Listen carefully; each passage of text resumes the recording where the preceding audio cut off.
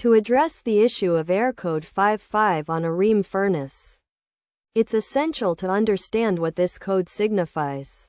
Air code 55 is an indicator of a pressure switch problem, where the switch remains closed when it should be open. Several factors can contribute to this issue, including a broken pressure switch, temperature irregularities, leaks, water, or smoke surrounding the furnace. To resolve this problem, start by inspecting the pressure switch and ensuring it is set to open. If the switch is found to be broken, consider replacing it. Next, check the temperature, as extreme heat or cold can cause the furnace to malfunction. Ideally, it should be around 80 degrees Fahrenheit.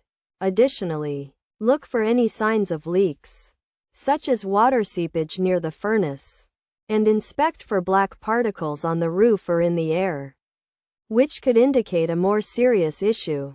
By following these steps, the air code 55 issue can be effectively diagnosed and resolved.